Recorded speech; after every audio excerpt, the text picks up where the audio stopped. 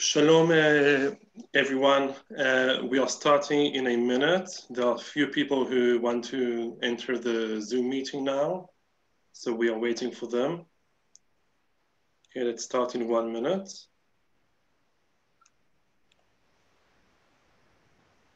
You're Yossi? Yes. Hi. First, some of the link on my computer doesn't work. You could go. It says the meeting was scheduled for yesterday. I'm now on my phone. I prefer my computer. I sent you by email. Right, and that doesn't open. It says the meeting is scheduled for yesterday at 6 p.m. Okay, so send the link to yourself again and try entering through the. Okay, I'll try from the phone. Okay, I'll try from this one. Yeah. Okay, fine. I'm going out and then I'll come back in. Thank you. So, hello to everyone. My name is Yossi Barnett. I work at Melabev. Some of you know Melabev, but for those who don't know Melabev, I will tell you a bit about Melabev and our services. And afterwards, we will have Nancy Brown from Talpiot Day Center say a few words about the very unique and special day center in Jerusalem for English speakers. And then we will start the two sessions, one with Esther Samuel. She's a social worker in my staff, and the other one is Rachel Rozenzweig. She's a occupational therapist in my staff. We are open to hear from you. You can open your microphones. You can chat with us, okay? We want you to be part of this session, this meeting. We hope to have many more next year as well. So if there's something you want to say or share, you are most welcome. So Melabev was established in 1981 by late Professor Arnold Dorzin, who for years ran the geriatric department at Shaarei Tzedek Medical Center here in Jerusalem, together with Leah Avamovich, the social worker in the department. Today, Leah is part of the board of Melabev. They identified the unmet needs of people with dementia and Alzheimer's. We are talking about 40 years ago in Israel, okay? Inspired by them, Melabev, we continued, sorry, there are people coming in and out. Melabev has continued to develop services over the years, including, and now I'll tell you about a few of the services we have. So we have the day centers for English speakers and Russian speakers and French speakers and Hebrew speakers, 3 of the day centers in Jerusalem and 1 in Bet Shemesh. We have Melabev at Home. That's the service I manage.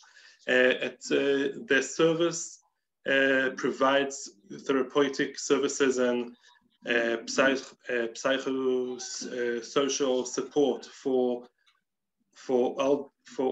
all older adults, usually people with dementia and Alzheimer living at home, through weekly professional therapies, okay? And we have the social workers in the service that are in touch with the family and provide them support. We have also Melabev nursing care services in the area of Jerusalem and around, provides professional home care to people who need help. We also have PIMA. It's a very special group for people under the age of 65. We have the research of Melabev and etc., all kinds of services. After 40 years in Israel, Melabev is still one of the only organizations in Israel providing community care to people with dementia and Alzheimer's. I'm inviting Nancy Brown, who's with us. She works in the Melabev daycare center in Talpiot to tell us a few things about the very special day center. Thank you, Yossi, very much. And it's a wonderful opportunity for Melabev and AACI to be part of this very unique experience, to be able to do this on Zoom. So thank you very much, Yossi, and thank you to AACI for coordinating this very wonderful webinar. Hope, and like Yossi said, hopefully it'll be first of many in a series. I want to thank AACI and the amazing work that they do throughout Israel for the English-speaking community. We don't think of ourselves as a minority community, but we are here in Israel, and we certainly need to support one another in any way we can to promote all sorts of services for the English-speaking community, particularly our older adults. And in Jerusalem in particular, a very large population of the older community of Israel. So I'm very proud and very honored to speak on behalf of the English-speaking Day Center in Talpiot. We think of it as a very special service. It is very unique to Melabev in that it is the only exclusively English-speaking service in Jerusalem, and I believe in all of Israel, where it is exclusively geared to not only the English-speaking community, but culturally. Many of our clients come from all over the world, many of them Holocaust survivors who spread out to many English-speaking countries all over the world, and then here in Israel. So we combine a unique cultural experience that is also very Anglo. One of our major things that we do, the English-speaking community, particularly in Jerusalem, has a very rich religious content. So we also, while we're not a religious organization, we tailor our programming to our clients and to their needs and their interests. As everyone is, we are challenged by Corona.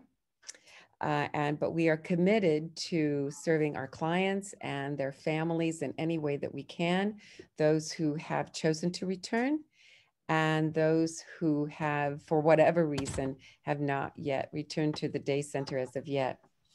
We still offer, in the midst of all the Corona restrictions, a variety of programming, music, art, movement, and a very rich cognitive experience as well, in doing some cognitive and memory work. We just added, we're very excited to welcome Racheli to our OT staff and being able to have her in our center 6 hours a week. So we are very excited to be adding that service as well as a nurse. So we'll use their expertise not only to give informational discussions and lectures to especially our higher functioning clients, but to the staff as well, and can certainly enrich our experience. We are still reach out to the community as much as we possibly can. Our director, Devorah Marcus, who has been led us amazingly during this Corona adjustment period. We continue to reach out to the community. We had a special needs school who always came to us Erev Hag, every Erev Hag. They came with decorations and refreshments and music. And so Devorah called them and said, we'd still like for you to be part of our Hanukkah celebration, but we can't invite you inside.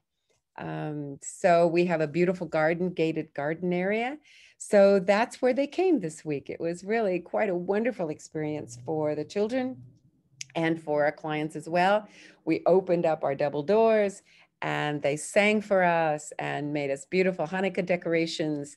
And so we got to share. It was a wonderful experience for the students because they are very limited as well on where they can go and what they can do. So we were able to join together in a very unique intergenerational experience. Pre-Corona, we did a lot of these kinds of programming and had a lot of interns and volunteers from all over the world through the Skilled Volunteers program and also an English speaking program. which provided us very rich and wonderful, wonderful volunteers from all over the world who would come and spend time in Israel. Our Benot Sheirut have been an amazing addition.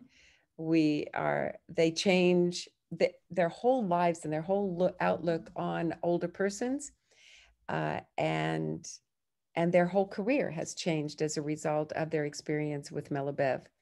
We now have former Benot Sheirut who are geriatric nurses serving in our local hospitals. One is in medical school. We have social workers, and one is studying, who just entered an OT program at REL. And so it has certainly changed their lives, and we're very enriched by their experience with us. We have a very rich professional staff in our Talpiot Center. We are all college educated, and most of us have advanced degrees, and we're never satisfied with just the status quo. All of us are very much engaged in learning and broadening our experiences and techniques. And validation is certainly one of those, and we've had some recent webinars on validation in English, which has certainly enriched our population as well. Our center is very research oriented. I've also had the opportunity to do some research projects, which, like everything else, is a little bit on hold right now, but we're still doing it, and we're still conducting and doing what we can to spread not only the word of Melabev, but the richness of the English-speaking community here in Israel. So it's wonderful to have an amazing AACI facility in Talpiot. So it's only natural that the English-speaking center in Talpiot partner with our wonderful AACI center in Talpiot as well. So hopefully this will be a unique opportunity to jumpstart some very wonderful programming. Anybody has any questions, please feel free to put them in the chat. We'll answer whatever we can. Yeah. Thank you so much, Nancy. Thank you very much. We are going over to Esther Samuel. Hi. Okay.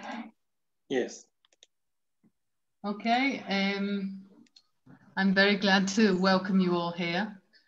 As you can hear, I'm originally from Britain. Been here for a long time, and many of those years have been spent doing social work with geriatric people. I worked for many years in Herzog Hospital in Jerusalem with rehabilitation, and I've been with Melabev for the last 2 years. And I just want at the outset to apologize for those of you in Melabev who know most of what I'm going to say, but it is for the people who don't know what I'm going to say that we are here.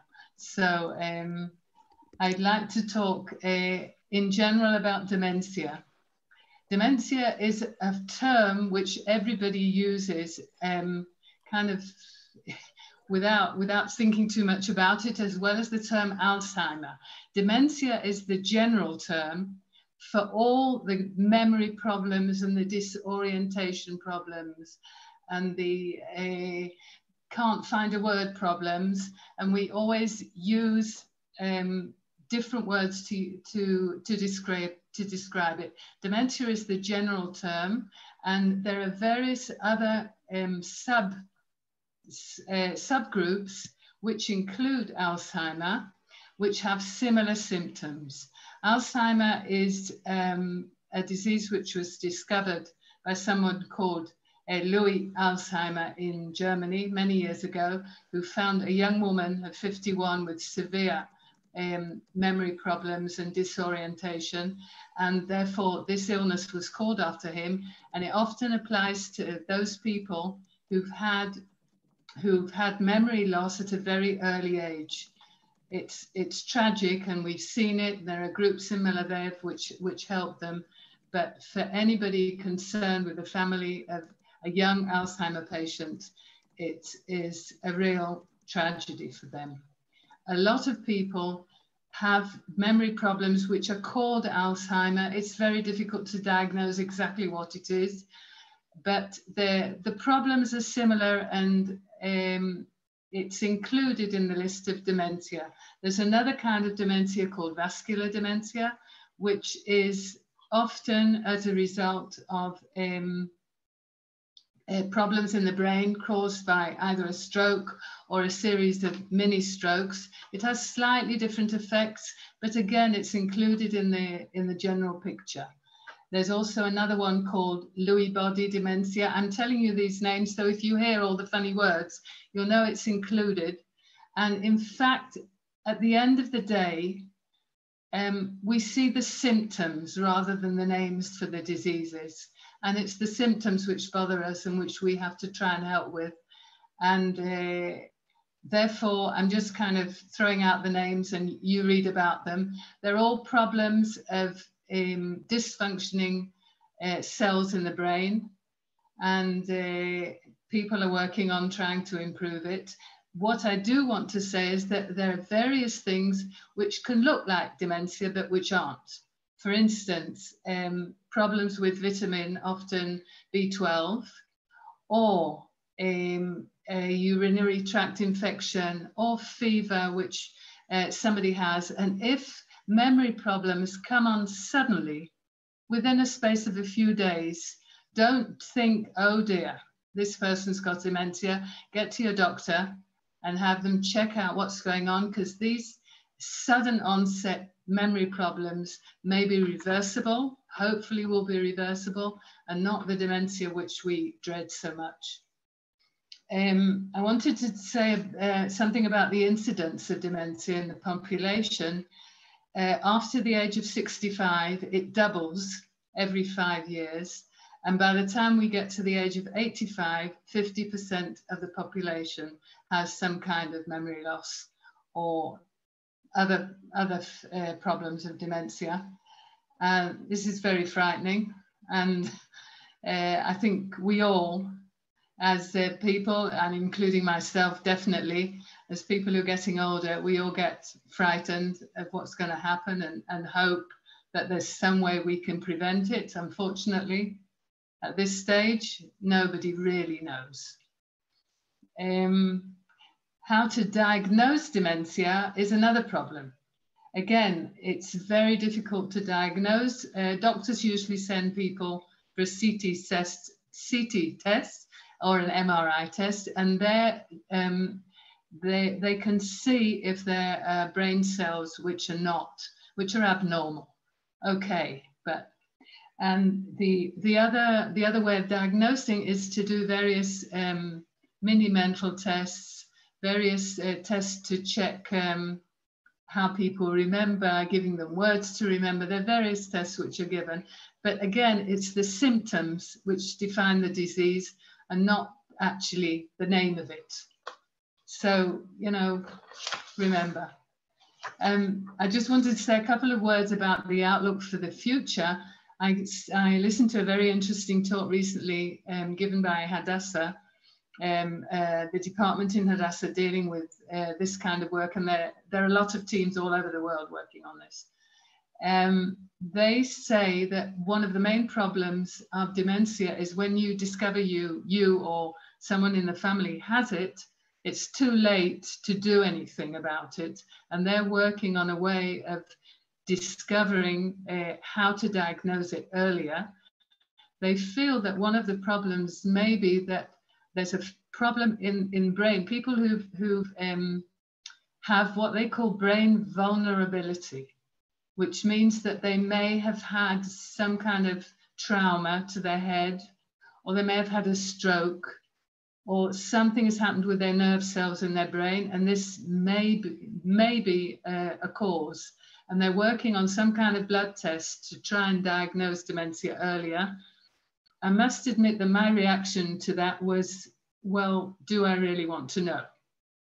But that's for all you people to decide. Very difficult decision. I wanted to speak a bit about how to recognize the disease. What kind of signs can you see? And these are for the people who are not working in the field and who have someone who they suspect may have the beginning of dementia. One of the first things that you notice is memory loss. Memory loss often of recently learned information and not for long-term memory.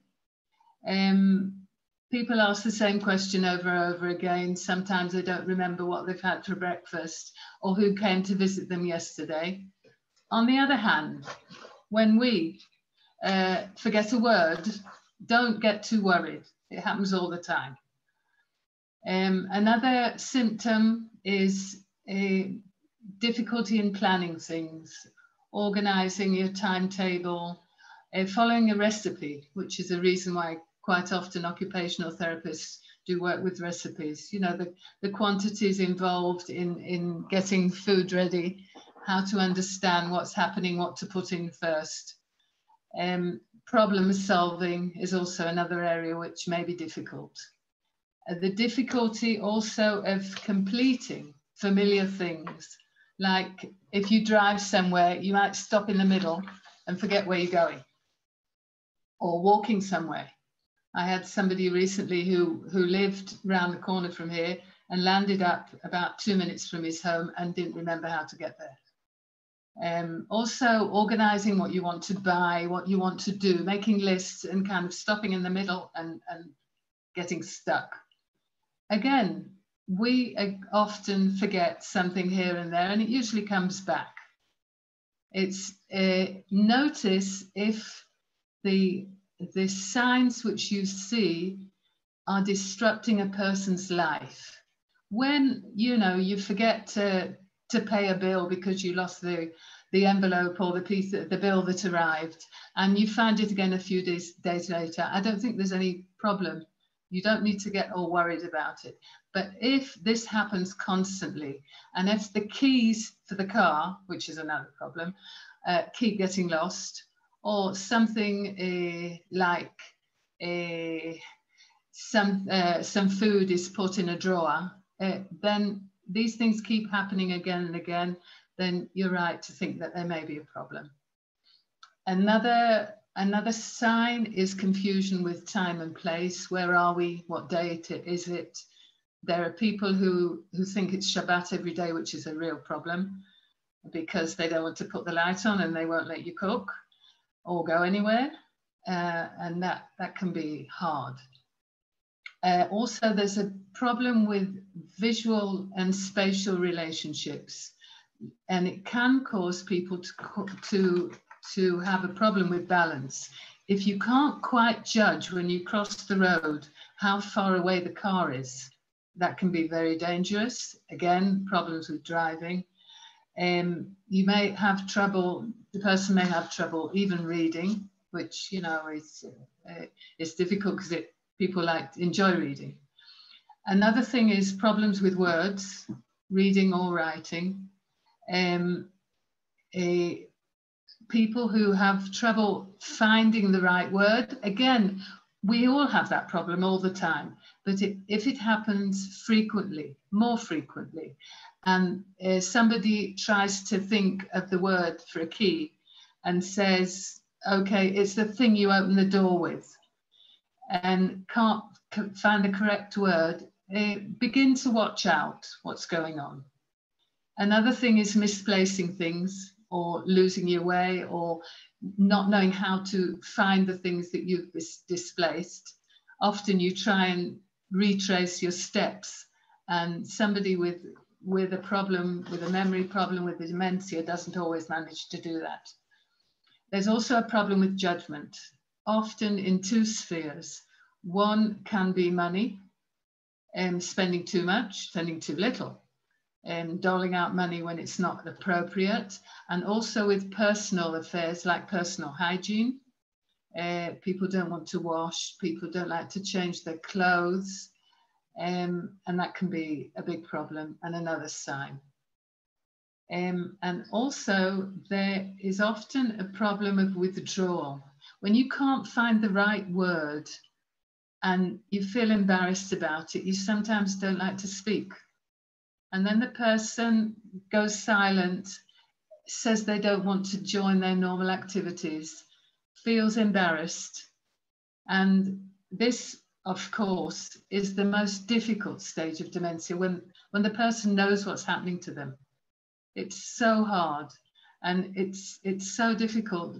I think for me, even to think about it, what I would feel if I knew that my memory was going and I couldn't continue with what I wanted to do.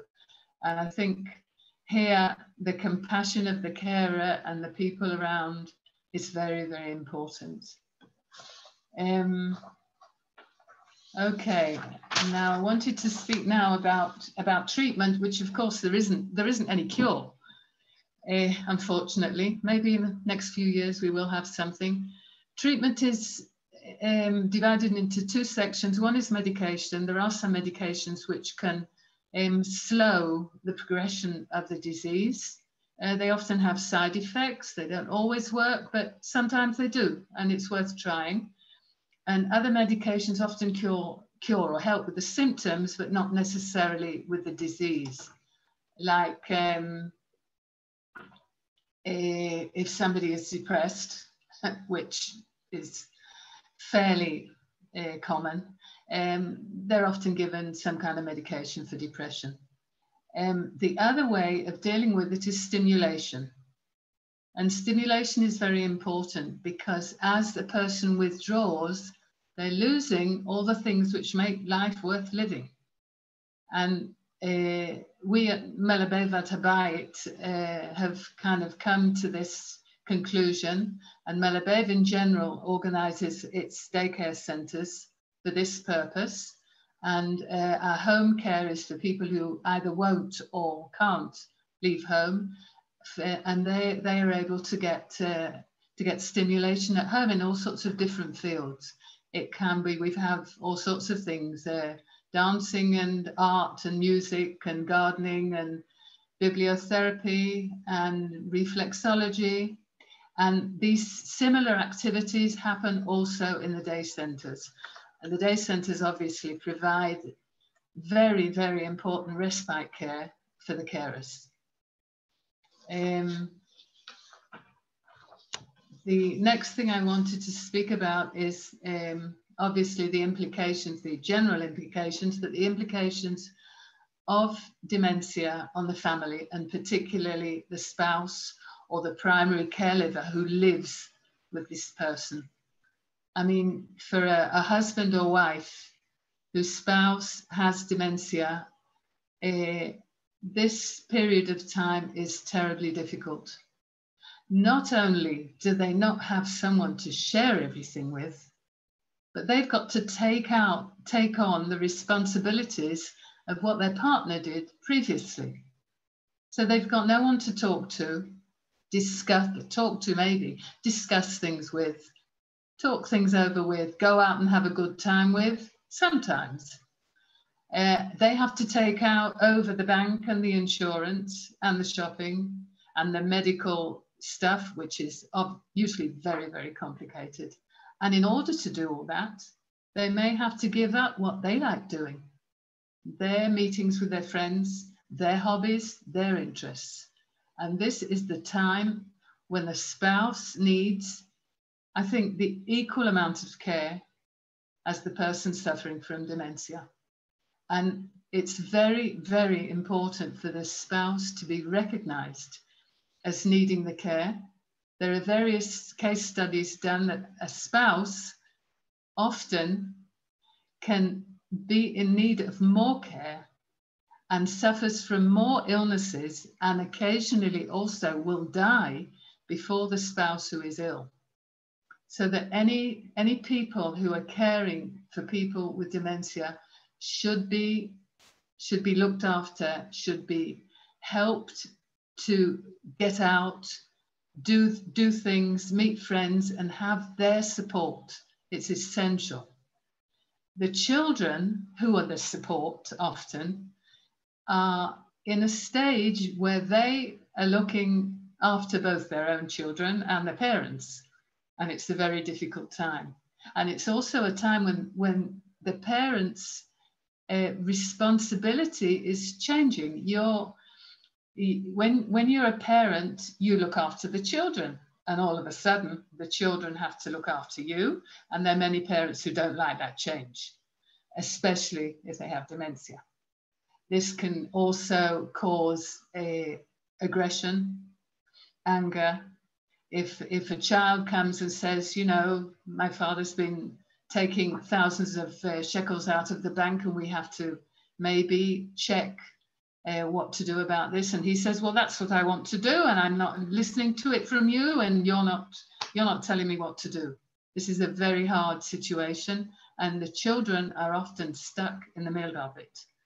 And here again, professional help is needed and should be asked for. And this is where we come to the next bit, which is what are the resources available in the community to help with all this? Again, not enough. For instance, our service, Melabev at Habayit, is not supported by any government agency, so only people who can afford it can use it. The daycare centres are supported by Bituach Leumi, and this is very important. The first important resource is Kupat Cholim. If you feel that somebody in the family is showing one or more of these signs which I've described, it's important to get some kind of diagnosis.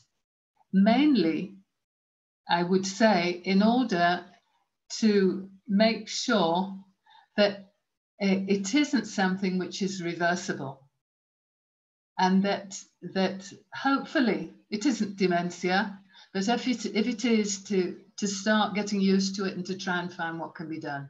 Most Kupot Cholim have a geriatric unit with a geriatric doctor at its head, and you can make an appointment with them. It usually takes ages, a few months, and it can be done privately.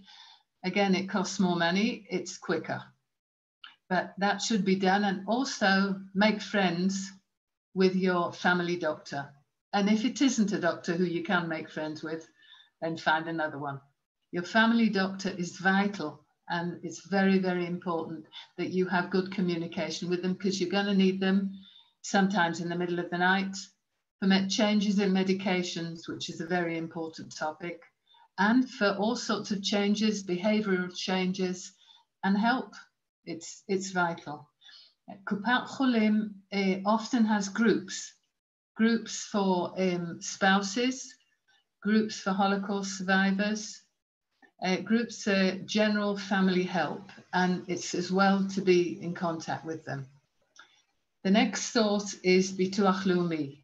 I'm sure you know that Bituach Leumi gives help, either monetary help, financial help, or carer help, or both, to people who are eligible. Now, people who have dementia are also eligible. It's a very important category. And the eligibility depends on two things. One is your financial situation. I'll give you the numbers, but you can find it all in the atal, in the website of Bituach Leumi. If you and your spouse together earn or have an income of more than 23,700 shekels, you would not be entitled to help from Bituach Leumi. If you have between 15,800 and 23,700, you would be entitled to 50%.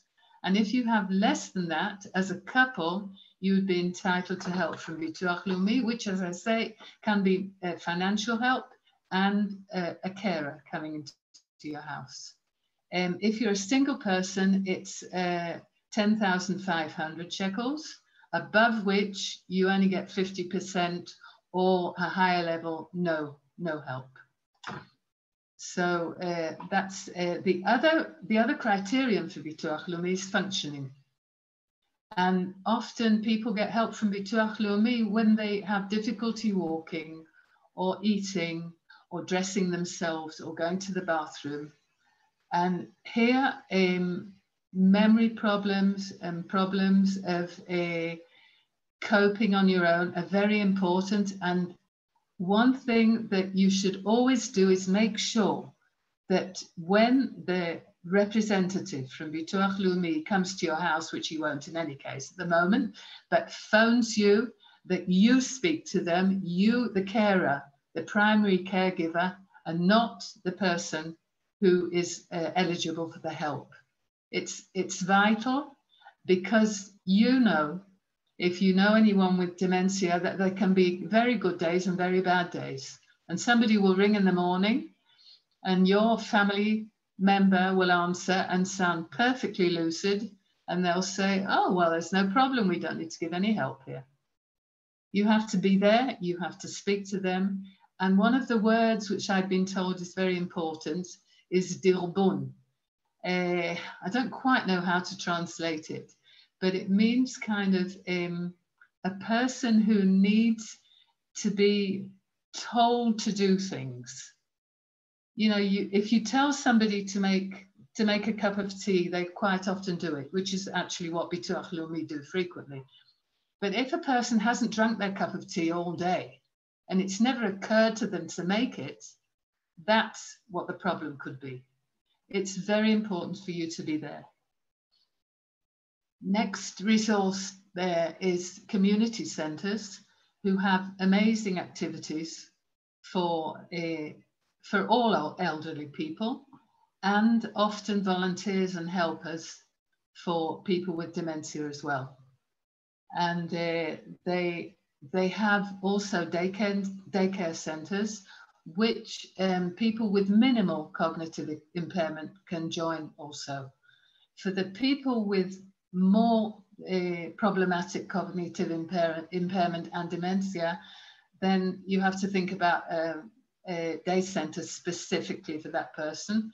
Melabev has them, and they are all over the country. Emda in the Tel Aviv area, and various other local authorities provide day centres for the cognitively impaired. And as I said before, they give a very important respite to the carers. If it's a foreign carer as well, they also need rest. And the primary caregiver in the family. It's very important. As we've mentioned before, there's a wonderful English-speaking daycare centre in Jerusalem, and the Beit Shemesh group also has English speakers. And I must admit, when I went there not long ago, I said to myself, okay, if it does happen to me, I know I've got a good place to go. The activities are interesting, are varied, and very important. The day centres at the moment are open in 2 shifts because of Corona, and there is some transportation available, certainly in the Jerusalem area. Okay, I'm nearly done. I wanted to speak just about other resources available in the community for people with dementia, and in general, elderly people. One is AMCHA, which is the Organization for Holocaust Survivors. They have groups, they have help for second generation, they have a special mental health professionals to help the second generation, and a lot of activities for anybody who is a Holocaust survivor. There's another organization called Ken Lezarken, which is a national organization which has a telephone line. If Yossi's got my piece of paper and can put it on, then that's fine. If not, I'll answer any questions afterwards. You can ring them and get any information about the elderly and the services available. Great. The next one is the welfare agencies, who all have special departments for senior citizens, and they will help, as it says, with emotional well-being and legal and guardian issues, which are very important as far as people with cognitive impairment are concerned. You may have to deal with forms for Ipoi Koach Mitmashech, which is continuing guardianship. And it's very important that people, family caregivers, should be aware that sometimes legal changes need to be made in order to prevent various things happening, like money being taken out of the bank, you know, without concern, without knowledge, moved. It's important. And also when medical issues are at stake, you need to have some kind of legal document to prove that you can deal with your relative. And the last one is Yad Sarah. And again, the legal department of Yad Sarah, Yad Riva, is wonderful. And it gives free legal assistance on all matters dealing with the elderly. It's very important. And they also have support groups for family members, which have now, I think a week ago, restarted. So you can contact Yad Sarah and find out about them. They are very important. So that's really what I wanted to say, but I'd be happy to hear from you. Okay. Are there any questions, Yossi? Because I can't read the chat at the same time. We are inviting people to open the microphones if you have any questions to Esther.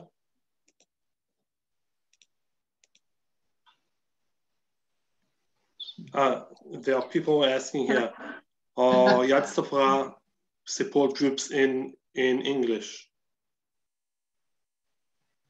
Yeah. Esther? Yeah. Do Yad Sarah have support groups in English? They have, yes, they do. They do. And ring the number. It's a very easy number. It's 6 and then 4 6 times. 6 4 4 4 4 4 4, and contact them for English support groups. And anybody can contact me at Melabev if they need further information. But they have started. They're on Thursdays in Yad Sarah. I think round between 10 and 11. I'm not sure of the exact time.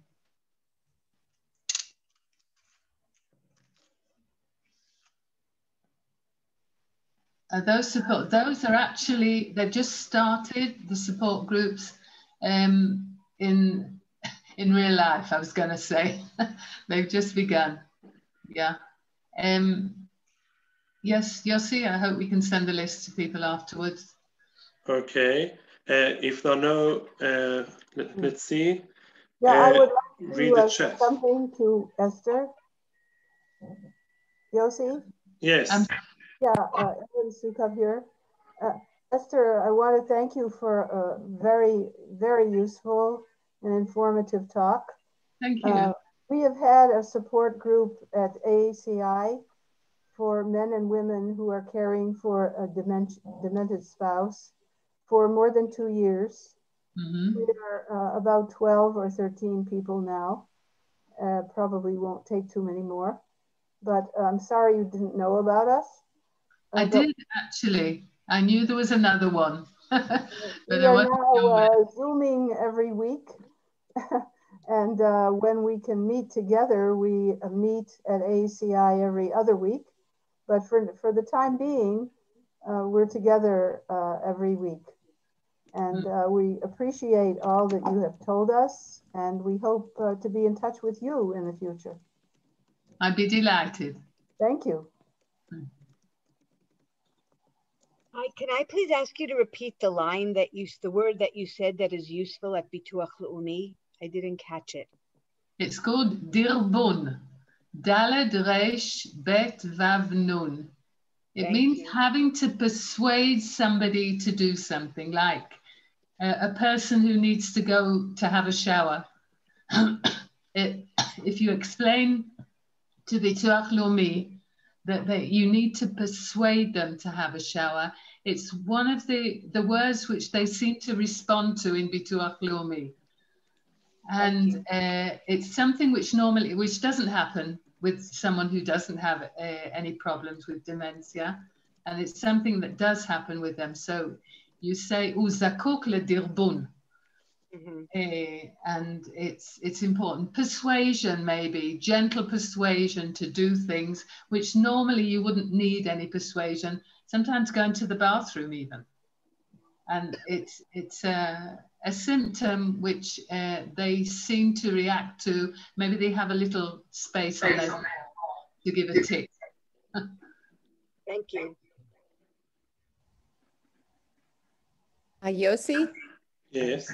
Also, there is another facility in, of course, limited to Jerusalem, is Beit Tovei Ayir, and they also have a facility for English speakers, and they do have an English-speaking staff and all, and they cater to mainly to the religious population, but it's also an excellent dementia center there. Okay, thank you. Can I ask a question, please? Yes. So for Esther, you mentioned that a sudden change in cognitive functioning could be a sign of a B12 deficiency rather than dementia. And so I have a question about that. I have a parent who has been showing gradual decline and signs of dementia for a few years already, but recently had sort of a more sudden, noticeable shift to a lot more confusion and stuff like that. And I thought that there might be an issue of vitamin deficiency, and we got her on B12 and B complex. And so far there hasn't been any real improvement. It's been a few weeks, and I was wondering if you could talk a little bit more about what happens when there is a vitamin deficiency, like how it needs to be treated, how quickly we can expect an improvement, if there will be an improvement, and also, does it happen that that from dementia you can have a sudden sharp decline like that isn't fixable with, you know, vitamins? Well, the first thing I need to tell you is this is a medical issue, and you need to get to that friendly Kupat Cholim doctor I was talking about before. It's very important. There's another problem. I worked for many years in a hospital, and people who had very slight cognitive decline after they'd broken a hip maybe and been in hospital for 2 or 3 weeks, there was a noticeable a deterioration in their condition. This happened, I think, in nearly every case I saw. So that's another thing. But what you're describing is something which needs to be checked medically. I'm not qualified to deal with that. I see. Okay. Thank you. Esther, I'd like to ask a question, please. My name is Rachel. I met you at Protea about half a year ago. Hi, yes. To talk about my dad. Right. I wanted to ask, you had talked about the importance of, right now I'm not talking about the care givers, but about the person himself, to keep them, you know, in a group and using their, how, I was going to say, what could be like a guideline for how hard to push? Because sometimes I feel that the easiest thing is like for them, like in my father's case, that he's just like happy to be passive. He doesn't have koach for everyone to nudge him and to get up and to go out to Moadon, and we push him because we feel that it's important. But what could be sort of like a guideline of how much to push and how much to respect, just that the person doesn't have patience to be like part of a group, or for people to expect him to be functioning all the time? I'll tell you my opinion. I don't know if it's a professional opinion or not. Don't push. The person who is sitting there is suffering from so much frustration already that pushing is I think, very, very hard for him to deal with. And when we have Melabeva Dabayit, we say to the families of the people that our intention is to enable the person to enjoy themselves, to have a good time, to remember, if they can remember, a pleasant experience. And if they're going to be frustrated and asked to do things which they're not able to do, it's going to be so frustrating and so difficult for them. I don't think that's the way, but I'm quite happy to hear other opinions. Okay, thank you very much, Esther. We want to go on to Racheli Rozenzweig.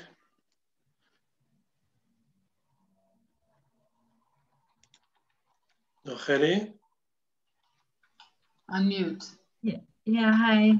Hi, everybody. Okay. Oh, Hi. okay. So, hi, good evening. First of all, thank you, Nancy and Esther, for speaking. And so I'm Racheli, and I'm an occupational therapist from Australia. And I'm going to use a slide. So I'll do a share screen, and then everyone will be able to see as I'm speaking with images. Okay. So tell me if it, tell me if it works. Share. Can you see the slideshow? Yeah. Yep. Okay. I see you nodding. All right. Yes. So I'm originally from Australia, and I've been working in Melabev since the middle of the coronavirus crisis.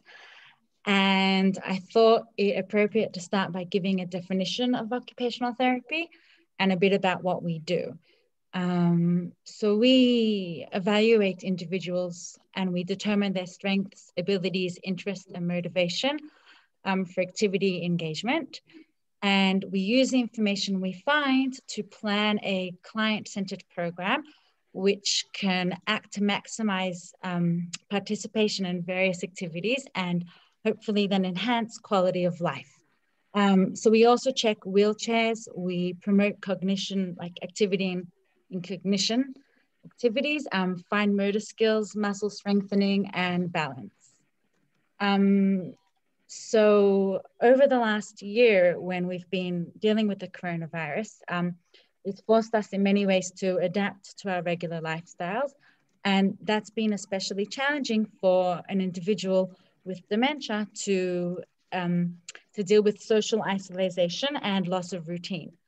And it's been noted that people living with dementia are likely to experience a cognitive and physical decline when there are fewer physical and leisure activities available for them to do.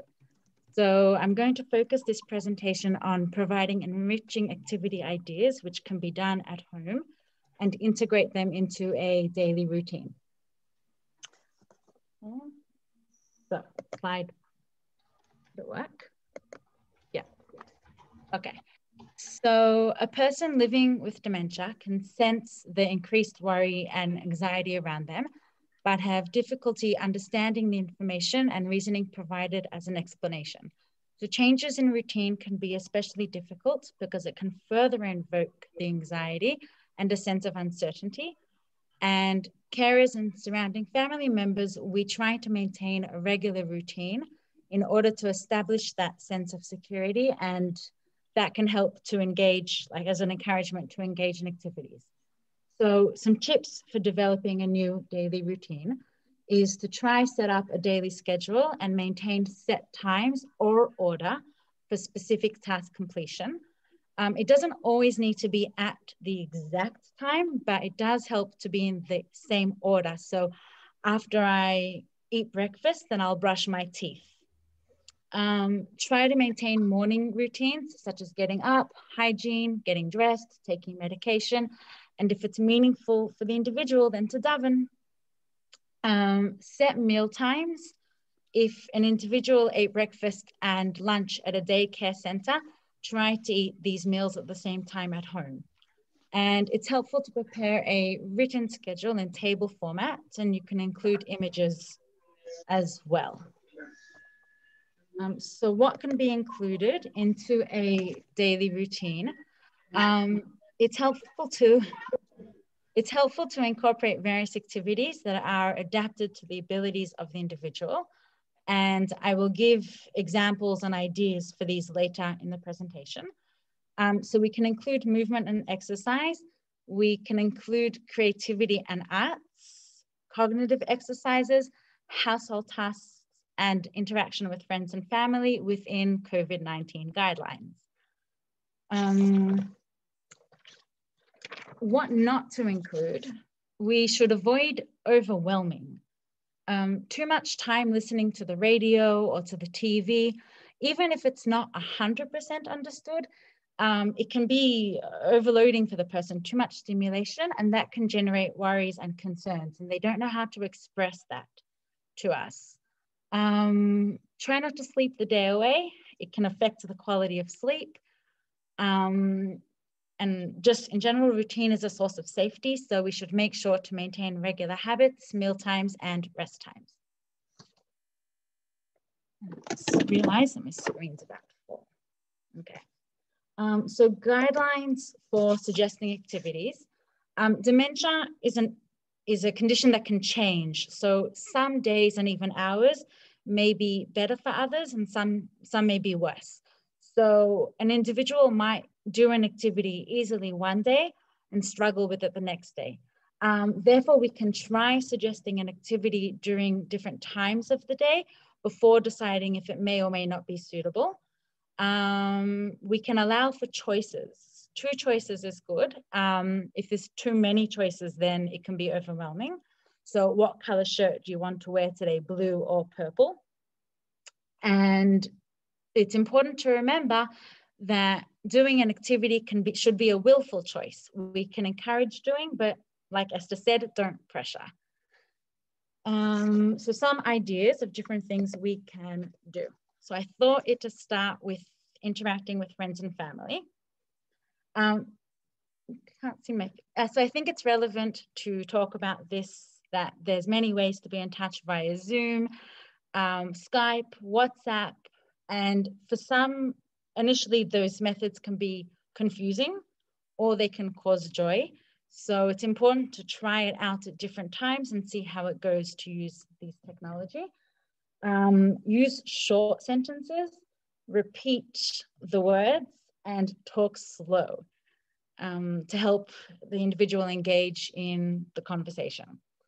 We can focus a conversation on emotional and calming messages and use a clear and caring tone of voice. And if asked, then we can explain the situation of COVID, of why we're not coming as often in simple terms. And of course, not to forget to ask the individual how they're feeling. We need to allow time for processing and responding. And if we can, if there's an outdoor space, to come, stay 2 feet away, and that can enable face-to-face contact. We can use facial expression and body language to engage in the conversation, which is also really good with Zoom and WhatsApp, that we have the images to look at and to keep eye contact. Okay. So with physical activity, it's helpful to integrate it into a daily schedule. Exercise aids in maintaining health, mobility, and function. And it also helps to boost a positive mood. If there's a yard or balcony, then you can go outside and exercise in the fresh air. We can think about how to do different activities each day. We can look on YouTube. There are many seated movement videos to stimulate exercise and dancing. And also even to see opposite a person and you imitate each other's movements, that's engaging an individual in activity. You can do household tasks and incorporate physical activities. So for example, you can extend your right arm to reach up to get something from a shelf. You can sidestep, as gathering ingredients. You can weight bear from side to side and mix dough, mix donuts, great potatoes for latkes. This is the chagim are a good time for making food that's meaningful, and you can do motor and cognitive activities that are very meaningful for an individual. Exercise should be, as much as possible, performed several times a day. Even if for a short time, every single movement counts. We can incorporate movement games to increase motivation and enjoyment. We can use music, and exercise can be done standing by a wall, sitting on a chair, and even in bed. There are movements that can be done to aid mobility. In the pictures, we have balloons, TheraBand, and these are tools that we can bring to someone's house to use. Okay.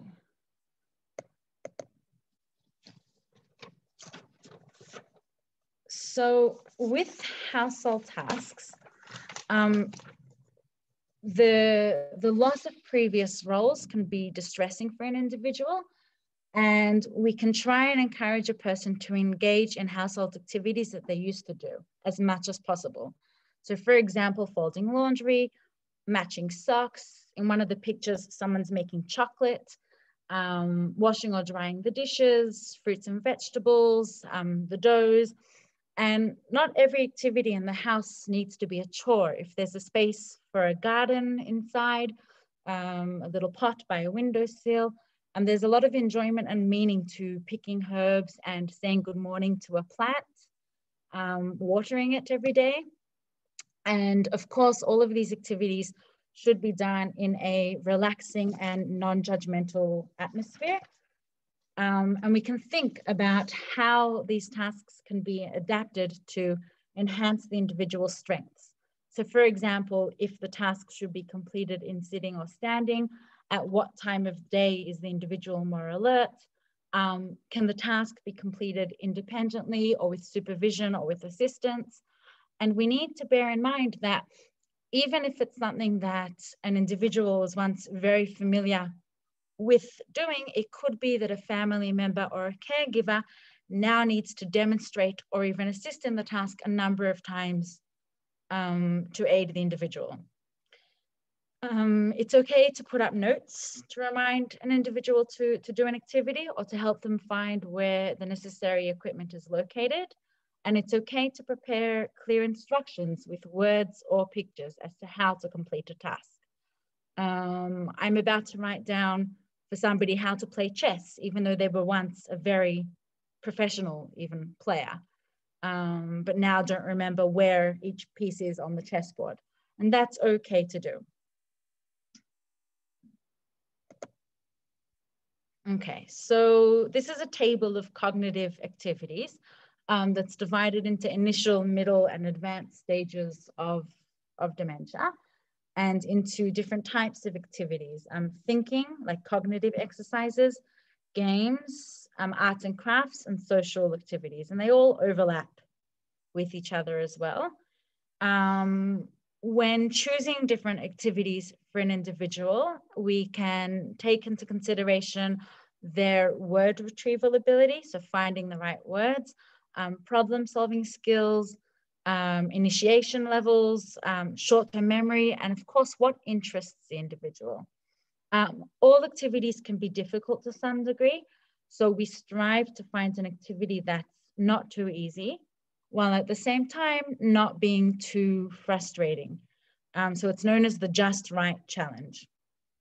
If possible, we enable the individual to continue doing activities they enjoyed in the past, even if they're not doing it as well as before. What matters most is not the product, but rather the process and the engagement in the activity. And for some people, that might be eye contact. And you'll still notice potentially more response every time you do these activities. So finally, I'm just going to mention about sleep and rest periods, that these are important parts of our schedule. It's common for the individual with dementia to tire more easily and require more rest breaks throughout the day. And activities that were once relatively simple can now be exhausting. So like communicating, eating, and trying to understand what is occurring around them. So this is an example of a daily timetable, and that includes some of the activities that we mentioned and set rest breaks. I think a timetable can also be done in different ways. It can be images in addition to words. It can be done in table format. In this one, I put check boxes that you can do a tick when the task has been completed, so that you can keep a structure. So to conclude, I just wanted to mention also about the caregivers, that it's important to also find activities that you enjoy doing, that you can have a break and do things that are meaningful for you. And we've talked about a few activities that can be done at home. Here are some more. And that especially over this time period, really grateful for the opportunity to be working at Melabev at home and also now at the day center in Talpiot. And I've been really blown away. Oh,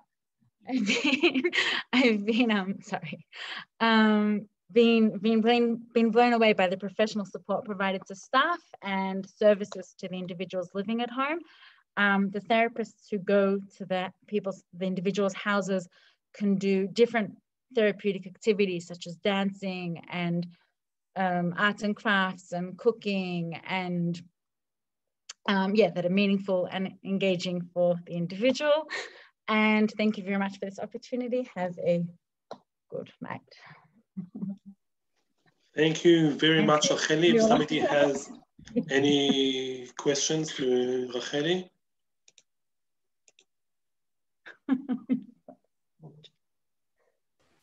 Can you share the PowerPoint with us? I think so. Can I see some of those pages again? Like number 6 or something? Or how can we see those pages again? I can do share screen. Can I do share screen again? Yes, yes. Computing. Which screen did you want to see? I think it was number 6, the activities during the day. The one before this one. Number 8. Okay, you can see. Yes, perfect. This is a table. Yeah. Perfect, thank you. You're welcome.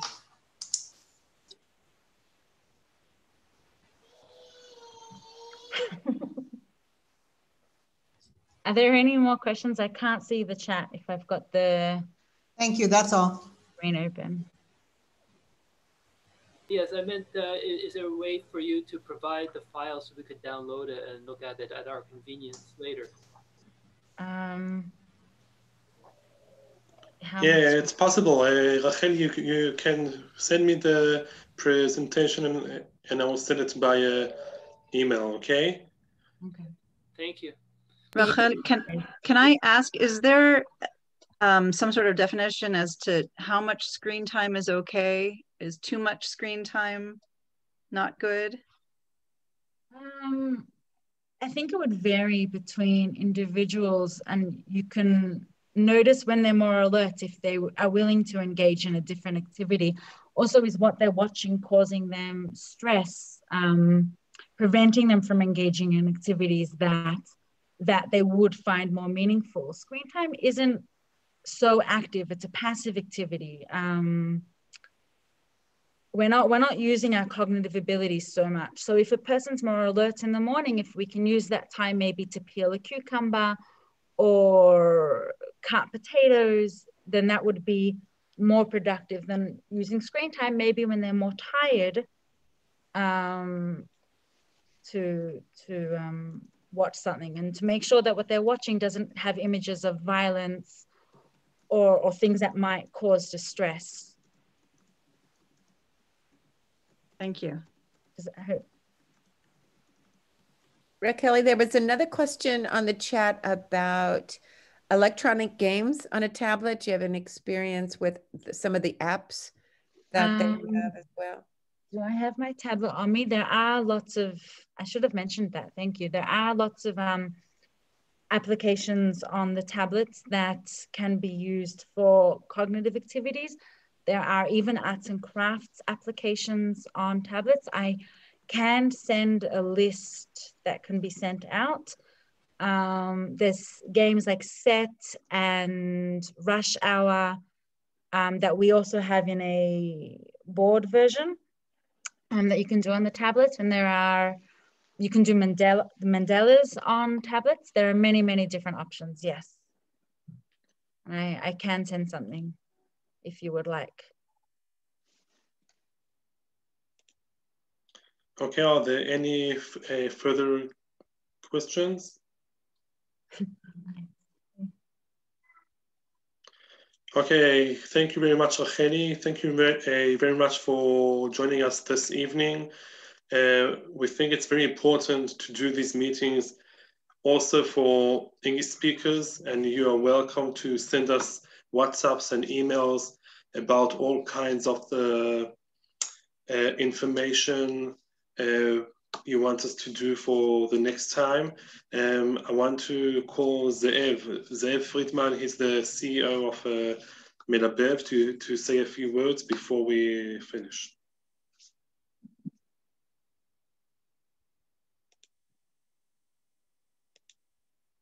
Am I off mute?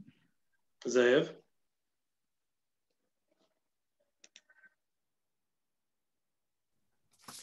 I'm so happy to be here tonight with you. Can you hear me? Yes. Okay. I think it's wonderful that we can encounter and get together. I want to thank Esther and Racheli and Yossi, all coordinating this evening. I think the partnership is so important with the ACI, and we hope that it will flourish and we can develop it and we can get together, you know, for the for the near future. Also, I want to mention that the Corona time, the COVID-19 time, brought us Melabev to be creative and to think out of the box. And I think it's so important that we develop the service that we call it in Hebrew Melabev Kehila, Melabev community, Melabev. It's like a sort of a flagship of Melabev. The fact that we can get together evening, encountering meetings with caregivers, with professionals, experts, and we can share our experience and we can make a dialogue. It's very, very important, and also in a good atmosphere. So far, we've done a few meetings, evenings like tonight with families and also to professionals. And we try to also to adjust it to the language. So we've done in Hebrew and English like tonight. And now we also will have next month for French people, you know, French speakers. We'd like really to connect and to have a partnership with major organizations, social organizations like your organization. I think it's very important. We are very close to Hanukkah, and Hanukkah, one of the meaning of Hanukkah is to deport, to expel the darkness. And now you're going to do it only with lights, not with sticks, but only with lights. And I think this is the essence of Melabev.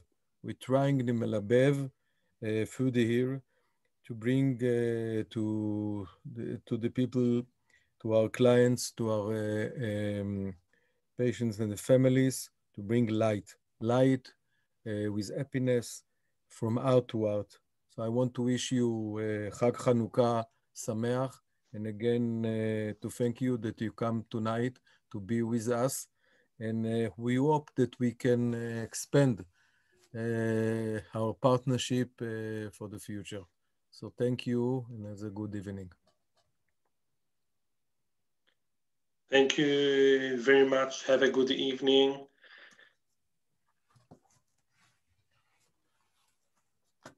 Thank you. Chag Sameach. Thank you. Chag Sameach. Thank you very much. Thank Well you. done. Thank you Kol all. hakavod. All the best.